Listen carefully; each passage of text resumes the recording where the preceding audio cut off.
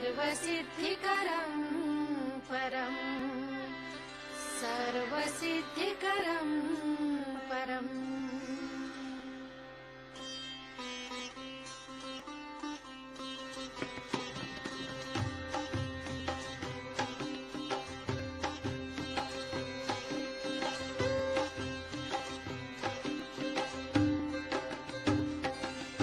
Namami Shri Ganraj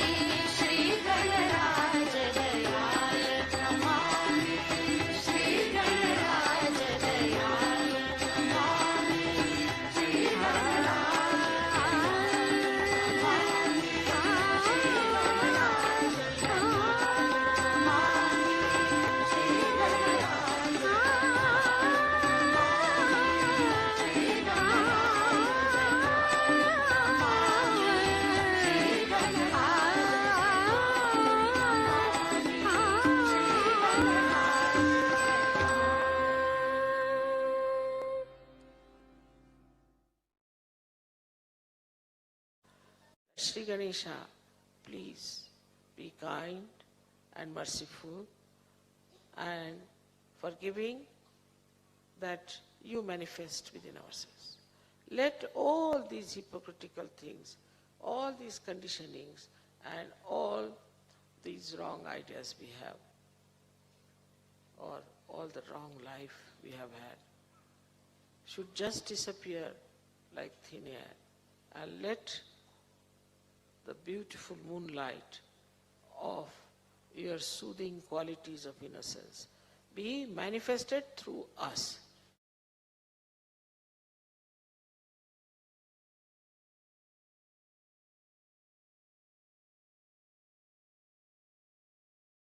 Sri Ganesha, please be kind and merciful and forgiving that you manifest within ourselves.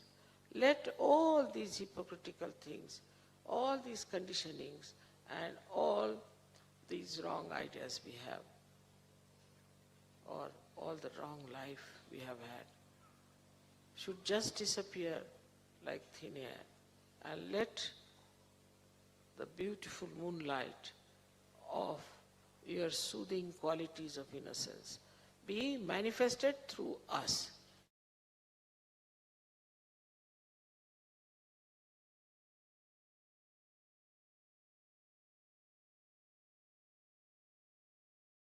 Sri Ganesha, please be kind and merciful and forgiving that you manifest within ourselves.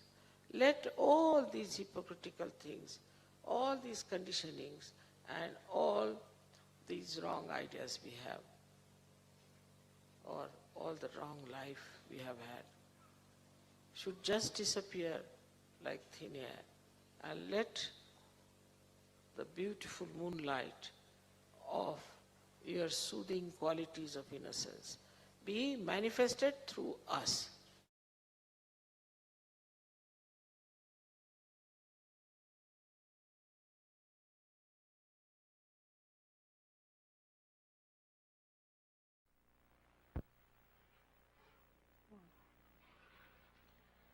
So, it's rather warm. All right, as you please. Where do I keep this? What flowers, eh? Yes. Beautiful. Now,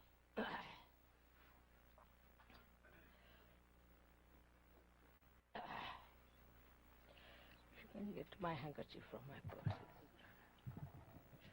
And my spectacles. Ask Masha to bring another stamp, please.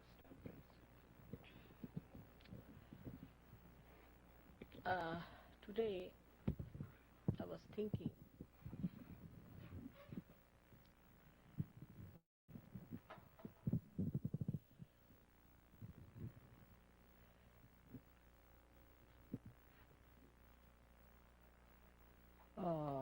of talking or telling you about the Sahaja culture. Now we have formed the Dharma, Vishwadharma. But it must have a culture. So far in all the religions, there is no combination of religion and culture. No religion has. That's why everywhere you find different cultures. Say in India, people who follow Hindu religion have different cultures in different places. They are living in Lucknow or say in UP, they have a Muslim culture, more Islamic style. They'll eat in one plate, do all kinds of things which normally a South Indian won't do. And the South Indians have a different culture from Maharashtrians. So even in a religion like Hindu religion, where culture is important, very important, we find varieties. So the cultures get influenced by the neighboring cultures or surrounding cultures, and that's how people get lost. When you establish a religion like this, Vishwadharma, it's not like any other religion. It's the real religion within us. And this reality comes to us because now we are one with the spirit. So when we talk of Sahaj culture, it is the culture of the spirit. Now what is a culture? First of all, let us see what is a culture. So the culture is the pattern of behavior we have with others. It's a common pattern of behavior we are supposed to have with others. Like in English language, for example, we'll say thank you. Even if somebody murders you, may say thank you. Or the person who murders you can say sorry. On the phone, one may say, just if they say something you can't hear, sorry. Every time sorry. As if sorry is a word so easily to be used. I mean, if you are sorry, why are you sorry for that? Sorry? On the phone, they used to first say, I beg your pardon, was sensible. But now I find everybody, A to Z, says sorry. I mean, it has no meaning because what are you sorry about? Sorry. For everything they are sorry. Or we can say in English language, when we speak, I'm afraid. See, it's very common. I'm afraid. What are you afraid of? The whole world is afraid of you. So this is the culture, what we talk of, any culture such becomes artificial, is not spontaneous, doesn't come from reality. It has no meaning. Sometimes it is pointless, absolutely pointless to stick to certain cultures. So the culture of the spirit doesn't change, is universal and is higher than any other culture. Apart from that, it integrates all the essences of all the cultures.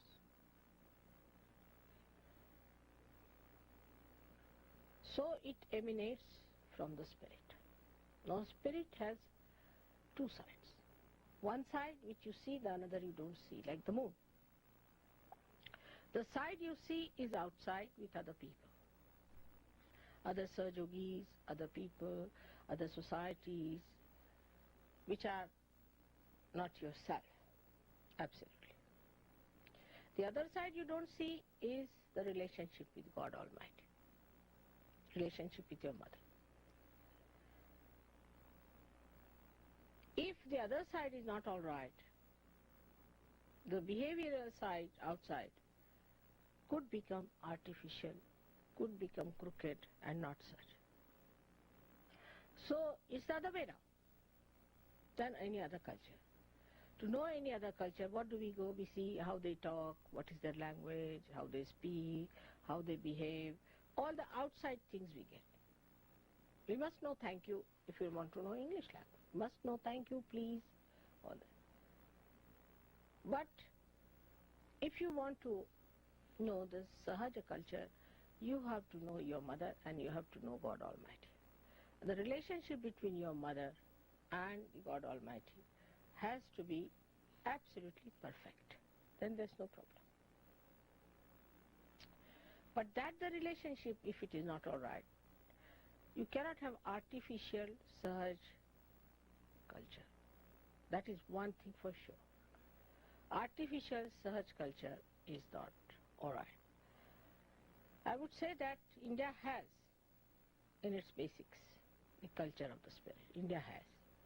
Because for traditions and traditions in India, and for ages, people have been seeking the truth. Spiritually, they are endowed because of the saints. They are blessed specially because they have been seekers not of material things but of the spirit. Especially in Maharashtra, we should say, because the Kundalini is there, always like a magnet. People are attracted because Sri Ganesha being the magnet, attracted towards God and spirit. So they form a pattern, but there is lot of artificiality in that also has grown. We must admit that there is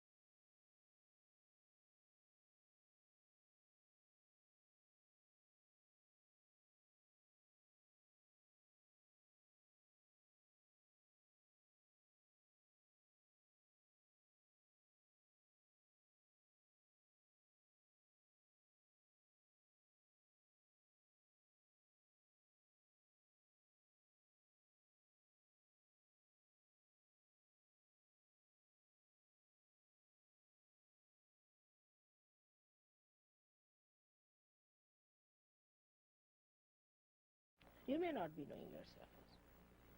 I may not say, but I know you in all details, out of which I may say a little bit because I'm too gentle to say things. Because again of search culture. Because of search culture, I cannot say everything to you on your face. I'm correcting it, trying to correct it. If not possible, then I say to you. Then in that you have to also see how much worshipful you are. Some people, though they spend more time with me, remain with me, want to be with me, it is only when they feel surrendered also. So it should not be confused. If somebody is spending more time with me, you should not condemn yourself for that.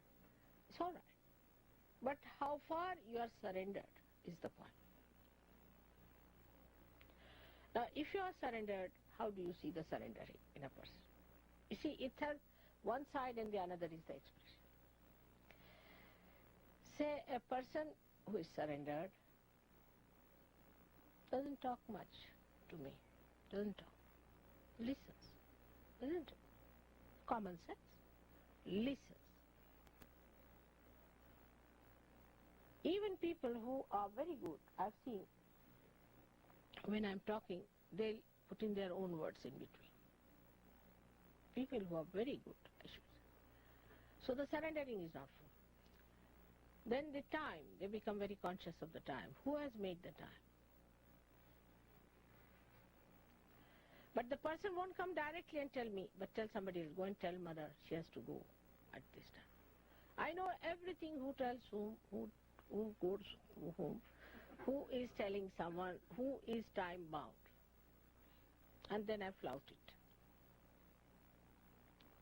I know what time to reach, what is the auspicious time, how it will work out. Surrendering has to be to that point that you shouldn't worry. I would say Dhumal is one of them, who is a very great surrendered fellow. When I went there, I was very tired, and he said, Mother, if you want to rest, you can rest. I said, yes, I want to rest. So he just left me alone. I was really very tired because I had a very long journey, and then this and that, and then I went down all the way there. I thought I'd lie down, sleep off. Of course, as I know that everything has to be done at right time, I just went down. And we had a program of my reception at one place in a village, and they were all waiting for me there. And I was sleeping, he wouldn't wake me up. He wouldn't wake me up. He said everything will be all right. Tell them when mother will come. So there was sun on. They were all sitting under the tree. Sun was scorchingly hot. They were nicely having a nice nap under the tree and all that. All the villagers arrived, everybody arrived, everything worked out. And when I got up, it was about 5:30. Then he told me that, Mother, I didn't tell you the program. He never tells me. If I get something written, well and good. But you were sleeping, I didn't want to disturb you. What's the program? It was at 3 o'clock. I said, 3 o'clock? Why didn't you tell me? Why didn't you wake me? He said, you were awake. I knew you were awake, Mother. It's all right. So we started off at 6 o'clock. Sun had gone down. By that time, they arranged beautiful lights and fireworks and everything. And all the rushing about was finished. They were very well settled. And the people from distant villages had also arrived. And they had organized themselves well. And they had a proper time. And they were very happy that I came late because sun was not there, so scorchingly hot. By the time we reached about 7 o'clock, it was night, and they illumined the lights, and the Diwali like this was put up everywhere. And they got everything, they had sufficient time to do it. Then Duma said, I knew, Mother, you are awake. And you were managing. If one can understand that, then you will not try to organize me. You could just tell me we have to leave at this time. But if I don't have to leave, I will not leave whatever you may do. in my own sweet way. You will never find me obstinate, but I am.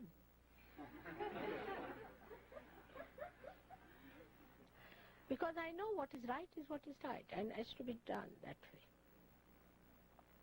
But otherwise I am very calm. I never organize you, I never hurry you, I never do anything that should upset you. Spirit is never upset, never excited, never hurries, and never is what you call that go-go business. Like now, we have to go to the airport. You find everybody was like an aeroplane, round, round, round, round. What has happened? Oh, we have to go. We have to go, all right, so what? The whole thing is, all these excitements and all these things come to us because we are outside. But if you are one with your spirit, you are absolutely calm. Absolutely calm. All right, we have to go, all right, we'll reach there. Doesn't matter. The other day we had to go for some shopping. I was trying to buy some saris for Indian ladies. We got lost. I never bothered them at all. They were going round and round and round and round. And then Danny realized, he said, I think perhaps we had to leave vibrations in all these places. I said, correct. And for about 2 hours, I think, we were roaming about. Anybody else would be saying, what's this? You can't find the place. What's the matter with you? Calm. We reached the shop at the right time, got everything at the right time, did everything, came back at right time. Everything was first class, nothing went wrong. But anybody in my place, I tell you, that time would have been, oh God, this, that. Why are you saving time? For what are you saving time? So we miss the present. And that's one thing Spirit never misses. It's always in the present. That's the reality. Now, in the West, people are very futuristic, extremely futuristic. And their futuristicness sometimes takes them to points. Say, for example, if they have to go by train. So instead of arriving at the right station, they'll go to the station which is further on. And then again they'll arrive at the further on. The train will never reach them. Sort of temperament there. So one should not plan at all anything like that fixes you. But at this moment, if I have to be told that we have to go at this time, it's all right, finished now. At this moment I've told it's recorded, finished. All right? So it's gone into the memory. There's nothing to worry about it. Now present moment. What are we doing? In a very calm way, witness it. Witness yourself. Now, witness yourself. Where is my mind going? Now somebody who has to cook must be thinking, oh, I have to get this, I have to get that. Once you start saying that I have to do it, you'll never be able to do it that well. But you said, all right, just now I'm in meditation. Every moment I'm in meditation. Everything will walk up to you, even matter. And you'll get the right things at the right place. We'll meet right people at the right place. The other day, we were just walking, strolling around. Whom do we find there? Caroline. She just walked out. There I met her. She said, Christine is just next door. I said, let's go. And you should have seen the joy on her face when she came down. She saw me. Beautiful experience for me and her. She was so happy. Then we went together. So when you have so much tied down with your watch, that means you are not tied down with your spirit. So a Sahaja-yogi, if he sees watch, then he is not a Sahaja-yogi. But the other side could be that the Sahaja-yogis are never in time where they have to be.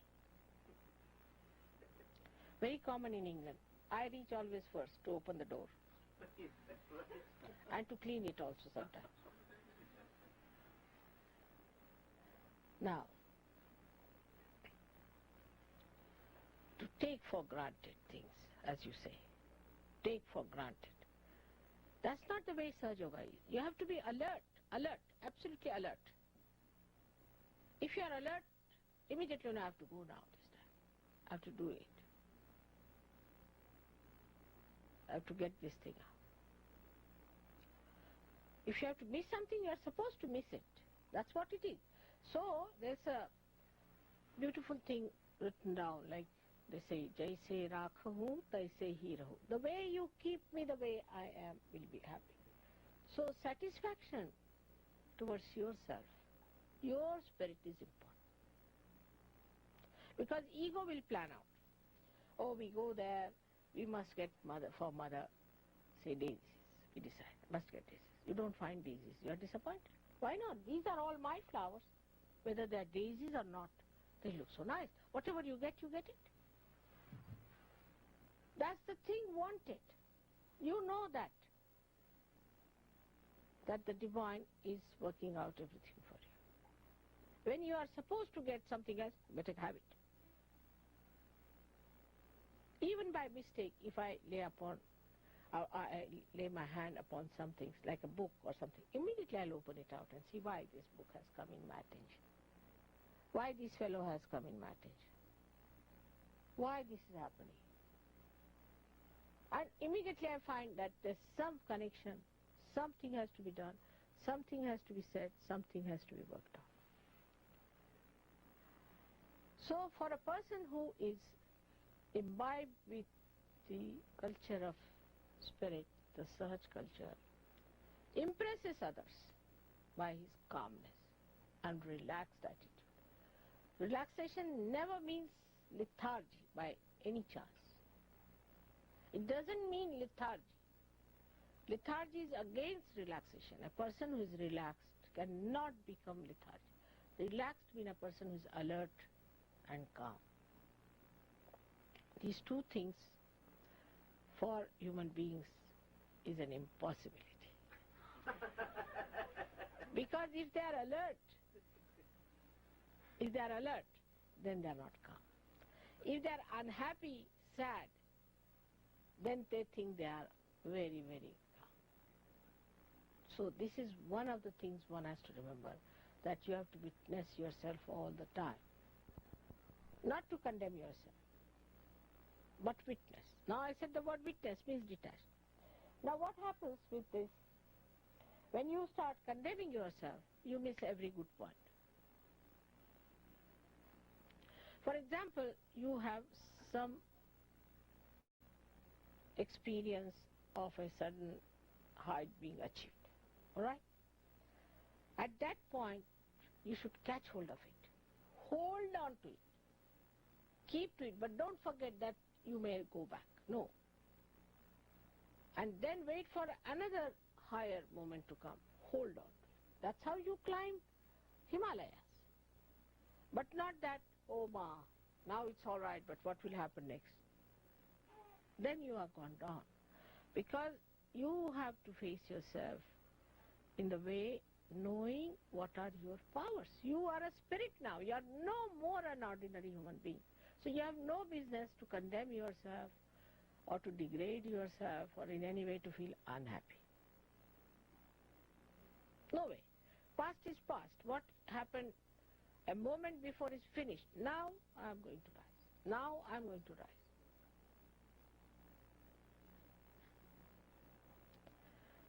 So a person who has a Sahaj culture is not only spontaneous but is inspired, is an inspired personality. A person who is of that kind, an inspired visionary, then other people get impressed by such a person that, see, there's a man who's inspired, who talks in an inspired way, in a way that is something very different from others. Something new, he says. New that is nourishing. Such a personality, like the other day, you see, we heard the lectures of so many people. And when the New Zealand Prime Minister was coming, CP said, now let's go back because we'll have a little tea or something. I said, no, you listen to this man. He's a realized soul. He said, really? I said, yes, you listen to him. First, everybody was thinking New Zealand, such a little tidbit of a country. What is he going to speak? You see, they were moving about. Within 2 minutes, he captured everybody's attention. The scene is bubbling with her. So beautifully, and he spoke all the points so much different and so much new and so much better. CP was amazed. He said, how do you know? I said, I know, because when I was in New Zealand, I told them he's a real ISO. And our Prime Minister is also a real ISO. You'll be surprised after our Prime Minister finished his lecture and all that, after 2-3 lectures he was to go. So then he turned round and went to this Australian Prime Minister, only him, went and congratulated and said something very close to him. And the fellow again, as he blew up into joy. We saw all that. And then he came away. Why? Because one realized soul understands another realized soul, and everybody was amazed. Why did he turn to this man alone and went and congratulated him? So, such a large country like India, represented by our Prime Minister, goes down all the way to a little country like New Zealand, which is nothing compared to India, and congratulates. And that's a developed country, this is a developing country. It's something people did not understand. And the whole joyous atmosphere, both of them shaking hands, created. This is Sahaj culture, in which you recognize a realized the dignity of a realized soul. So when it comes to relating to others, first and foremost are Sahajogis. But I've seen most of the people are more congenial with others and less congenial with Sahajogis. They try to criticize Sahajogis all the time. And I test them. I sometimes say, all right, I don't think this fellow is very good and all that. But when the other person turns round and shows compassion and says, no, mother, I think it will work out, then I like it. I like that. Or else sometimes I say, all right, let them go away. There should be no more food for them. It's all right. No, mother, we've made food for them. So the culture of Sahaj is to give and give and give and never ask for a reward. Never thinks what I have to get. After all, you have got the highest that anybody could get. They said the 3 heights a human being can achieve in spirituality, which you all got in no time. It's called as Salokya, Samipya, Sannidhya. Salokya is that you should be able to see God. That you got?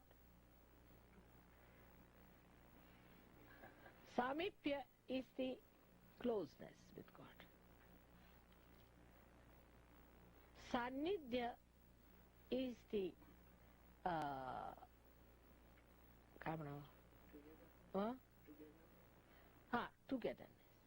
togetherness. You have got all these 3. In one incarnation you got it. When gods incarnated before, nobody knew that they were gods.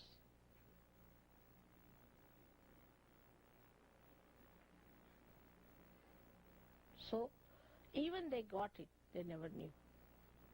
Very few people knew about it.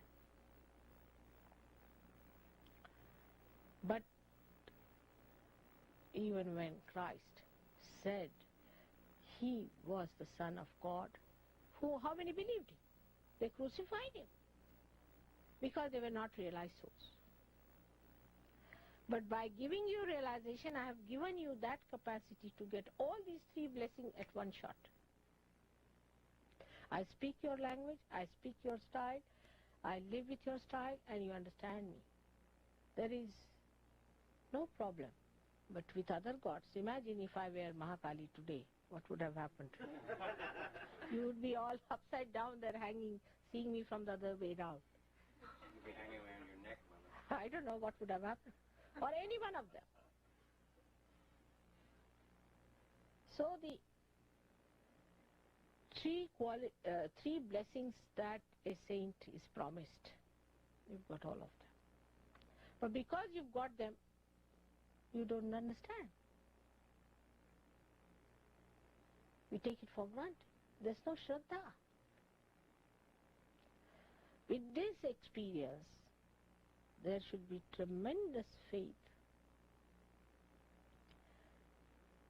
Faith is a thing that resides between me and you, in between. We can say the ocean of joy that is in between. Whatever I emit to you is that Shraddha. And when you are drenched into it, the joy of that Shraddha makes everything so sahaj.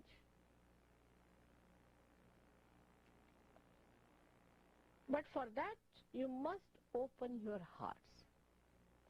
A Sahajogi who is secretive, who is insular, who is jealous, who separates himself from others, is no good.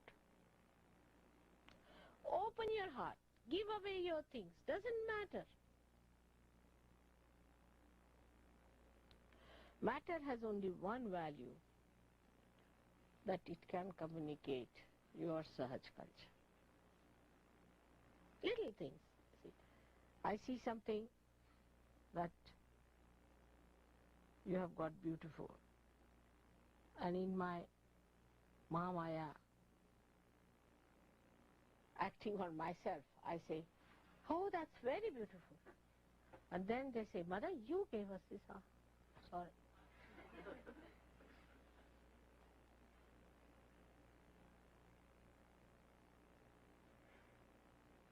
And then I feel very ashamed of myself that this is not Sahaj culture, you see. But the joy is so much that I can't help it. Sometimes I say, it's so beautiful, this one. You gave us, Mother. And the whole report and the whole feeling, I'm feeling a little shy about it and all that, is so beautiful, so dramatic. So dramatic it is, so poetic. Only at that point I feel ashamed of myself. Of course, to be a human being, you should be ashamed of yourself sometimes. Otherwise, the drama is not complete. So the whole thing is so beautiful and so joyous. But that gentleness towards others and yourself should be there. Now, if you become unhappy and serious, you are very unkind to yourself and to others. Anybody who is a serious person, sits with a serious face, know that he is not a Sahajogi at all. They should be bubbling with laughter, joy all the time. I cannot be serious for more than, I think, 5 seconds perhaps. I don't know. I try, because lecture should be serious to go into the hearts of the people. But does not. And you can see that even when I am getting angry, my eyes betray me. There's a twinkle of laughter in the eyes.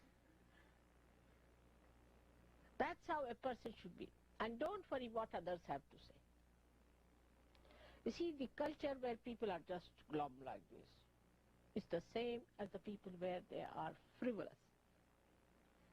Now, as we can say, American culture is to be frivolous, stupid. You see, I won't be surprised supposing your Prime Minister tomorrow starts wearing a sari just to amuse you. Anything is possible with them, just to amuse you, see, for cheap popularity. Anything frivolous, stupid they will do. But supposing, you see, it is, say, an English old conservative personality, then a lady might wear a very official dress with the lines and this and that, and like a man she might become very silly, like that. Develop a very serious face. But both things are nonsensical, has no meaning. You have to be natural, and natural everything is always bubbling with joy. And a message.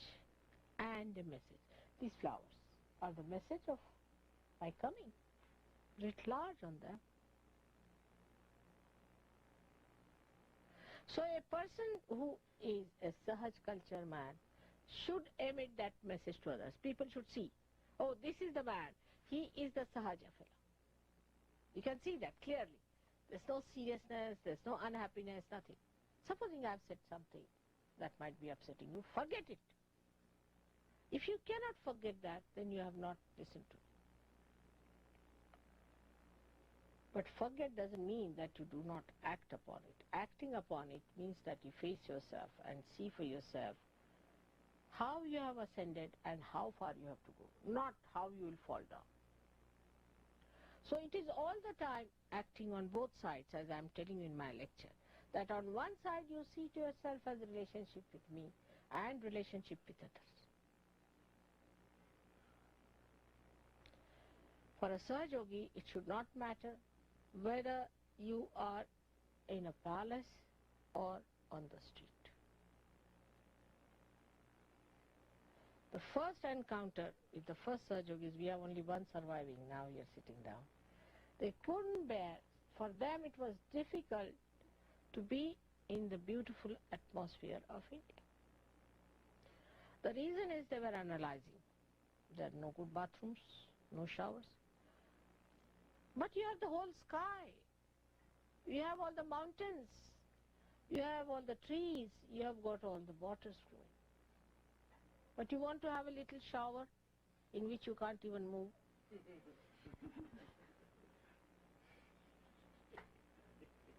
Just an idea. Just an idea of comfort. You have no comforts, if you ask me, compared to what we have in India.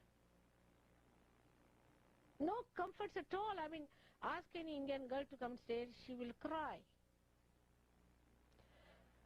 Even I think here, the president has to wash his utensils, perhaps, maybe.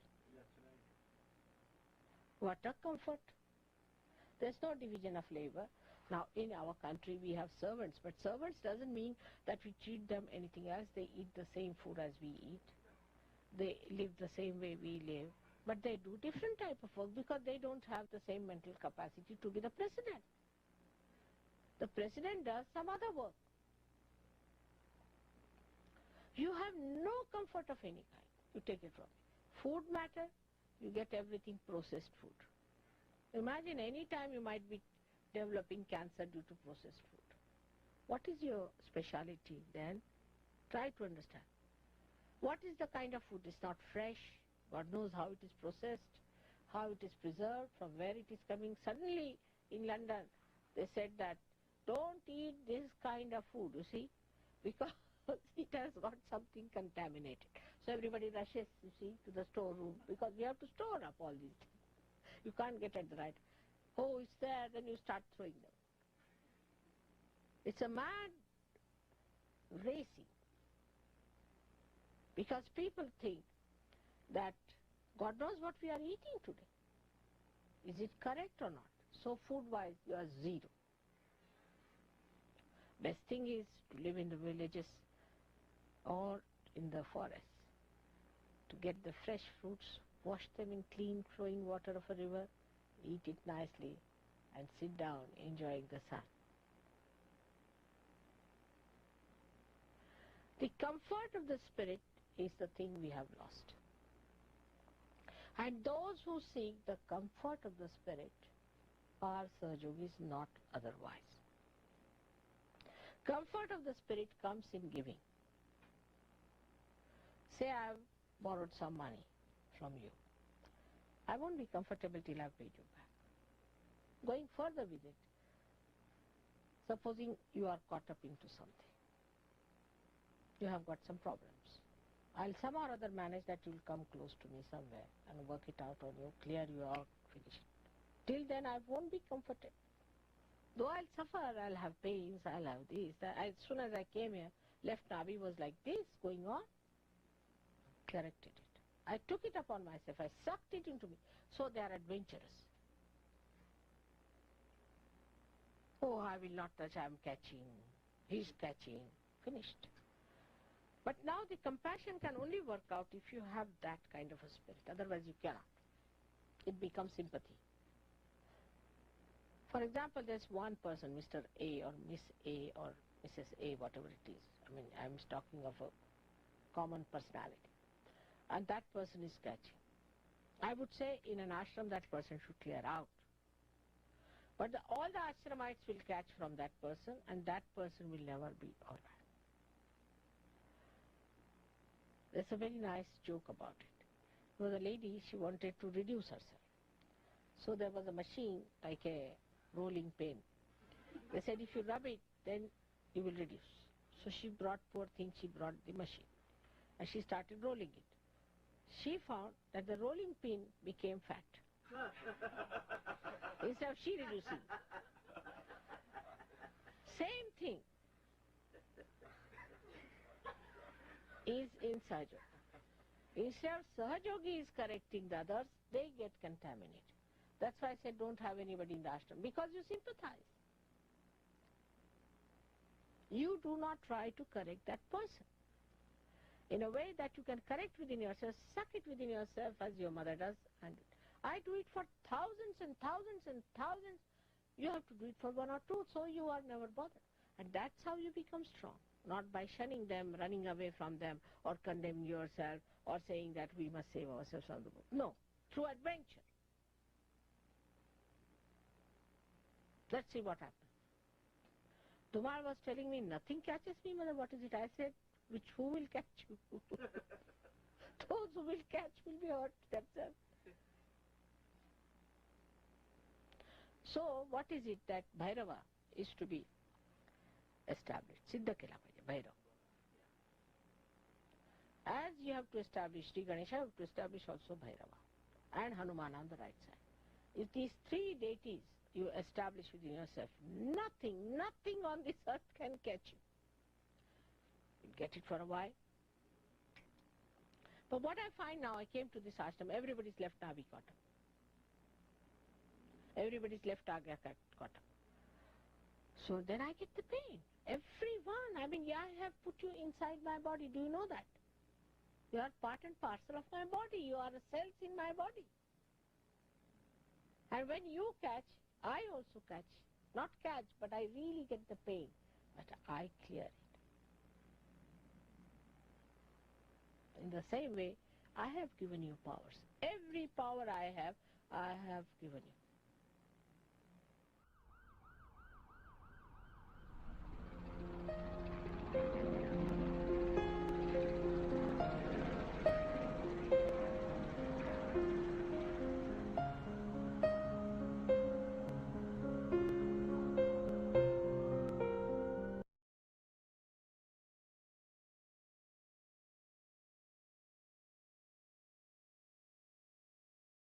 A kind of a silence will come within you. When there will be any such crisis, immediately will become extremely silent. But this is again a state I am telling.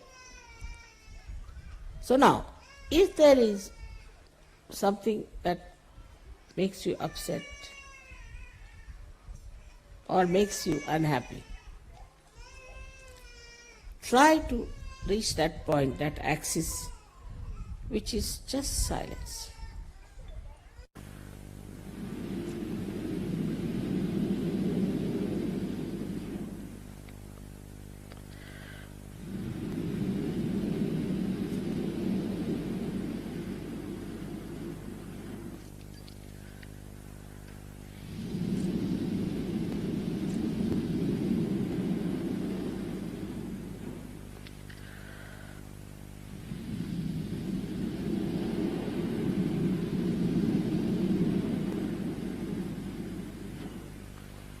All right?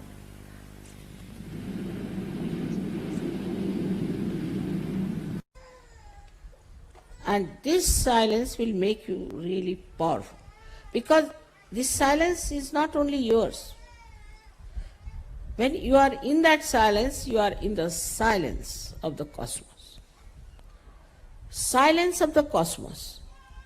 And the silence of the cosmos works for you.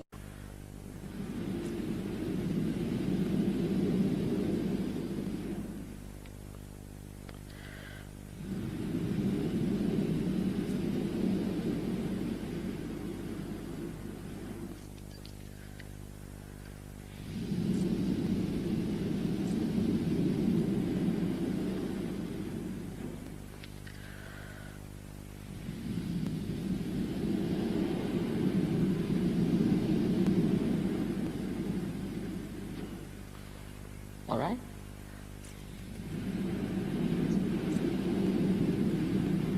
In connection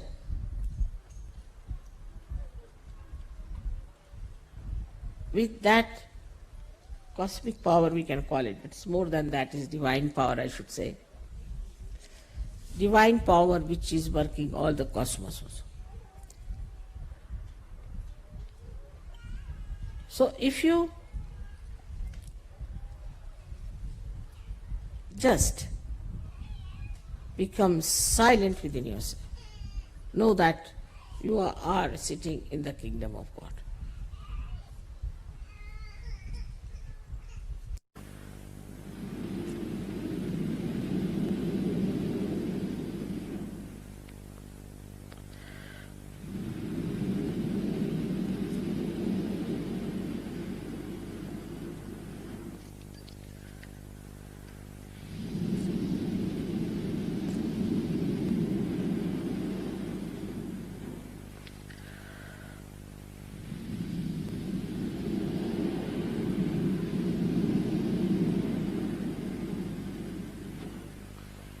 All right?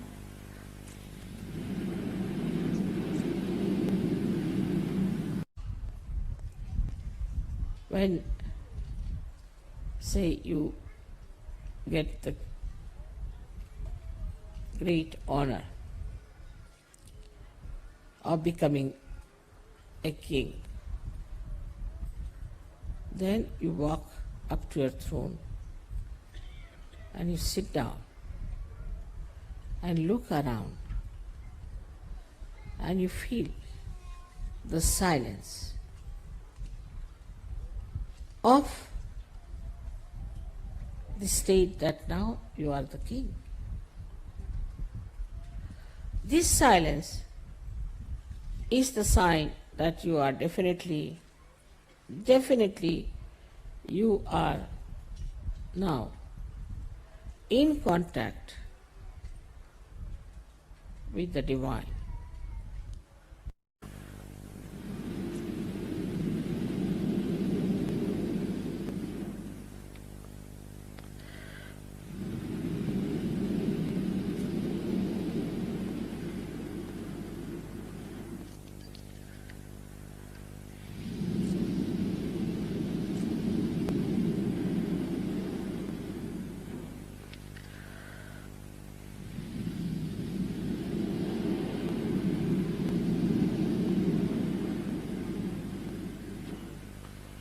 All right?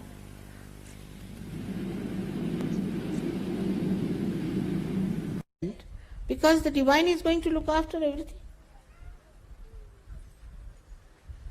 You don't have to do anything, just keep silent.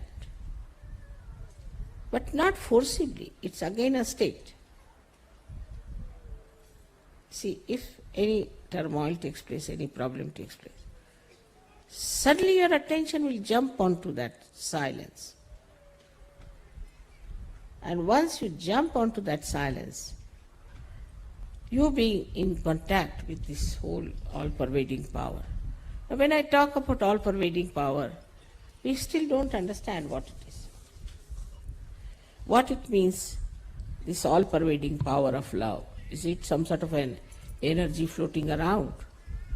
Or is it some sort of a river or some sort of a ether?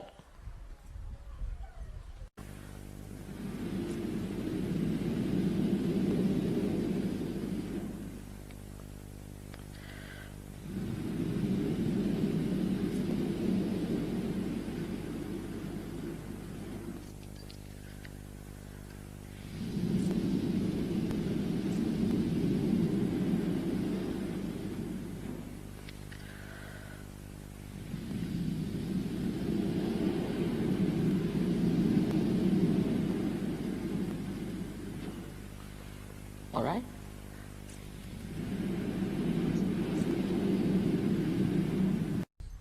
It is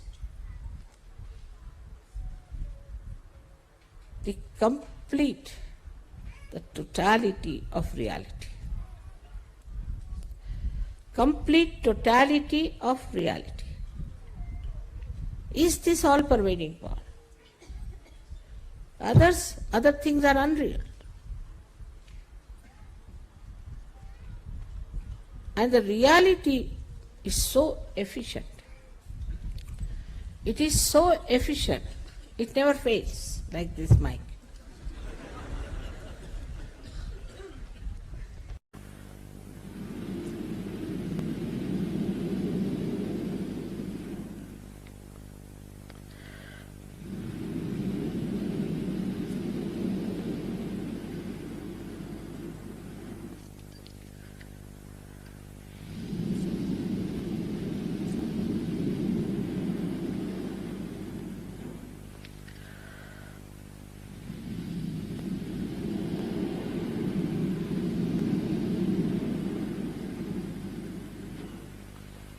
All right?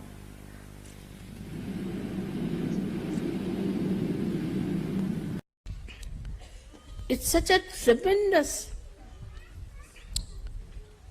you can call the intertwined process, which we cannot even imagine with this human understanding. How it controls, how it works.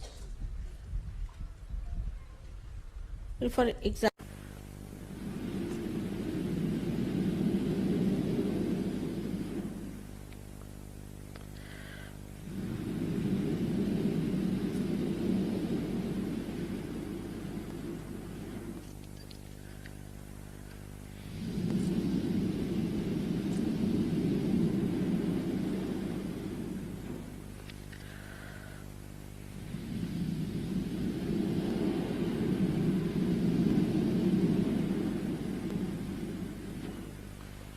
all right?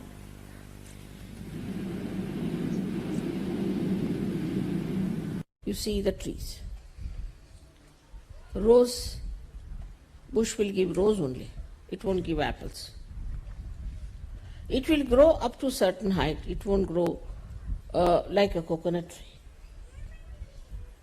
All the characters of this nature is maintained, nourished, looked after, controlled, absolutely, at the right time, at the right seasons. That's why in Sanskrit this is called as Rutam Bhara Pragya. Rutu means seasons, and the one which looks after the seasons, that knowledge which is enlightened. Simple definition. But still, it doesn't explain, because it is so complicated for a human brain that they cannot understand how it works.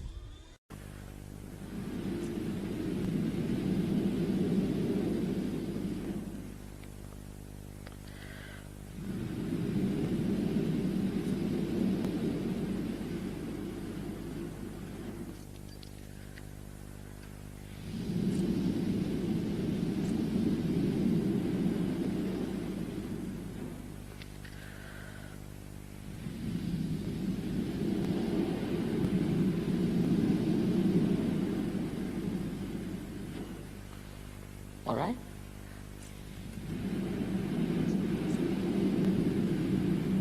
Now, all the miracles you have described, I have seen. I mean, there are so many still to be recorded. It's just a play of this power which thinks, understands, cooperates, coordinates, and loves, and looks after you, is at your disposal. At your disposal. Wherever you go, the connection is maintained. It's like a governor traveling, you see the security travels with him. So they are all around. Not only with me, but with you also.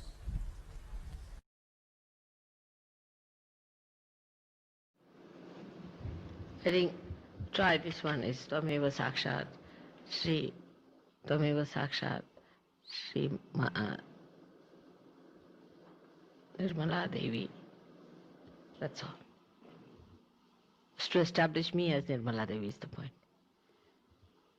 Namo Namaha.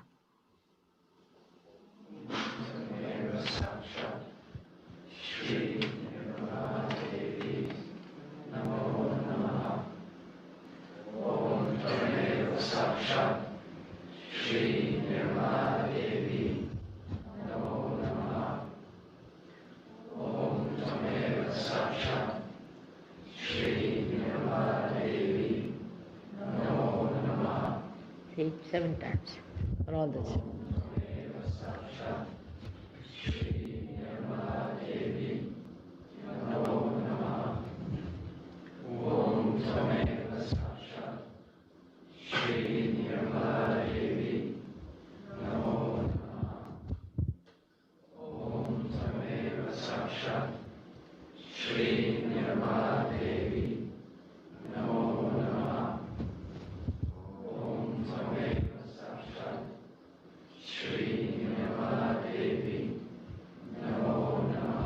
Huh? Just see the vibration.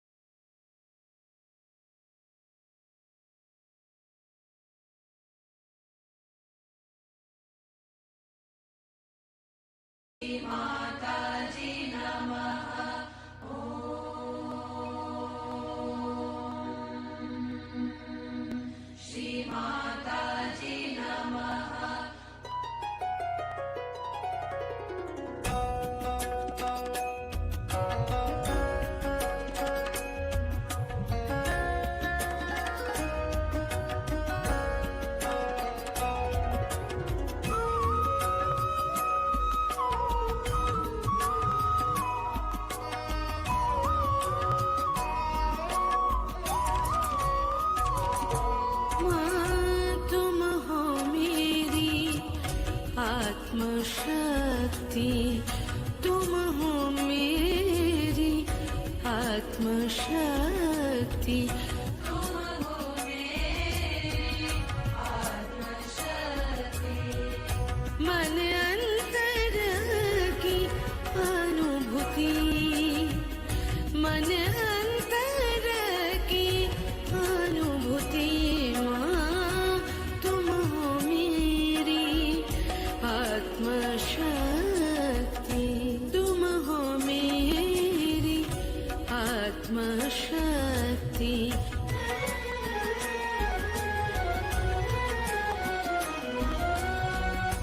भर दो मुझ में अनन्य भक्ति, भर दो मुझ में अनन्य भक्ति, भर दो मुझ में अनन्य भक्ति, तुम हो मेरी आत्मशक्ति, तुम हो मेरी आत्मशक्ति, माँ तुम हो मेरी आत्मशक्ति।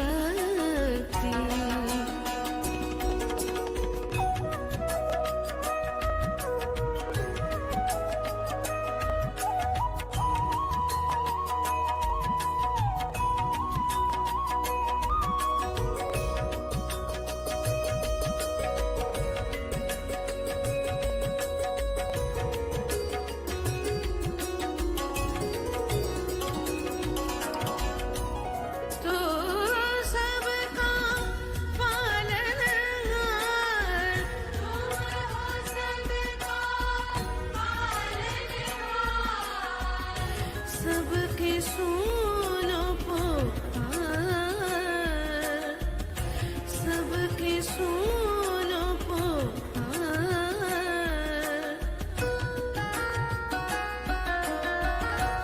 तो सबका पालनहार, तू सबका पालनहार, सबके सुनो पुकार, सबके सुनो पुकार, तेरे नाम का जय जयकार, तेरे नाम का जय जयकार, माँ तुम हो मेरी आत्मशक्ति, तुम हो मेरी आत्मशक्ति।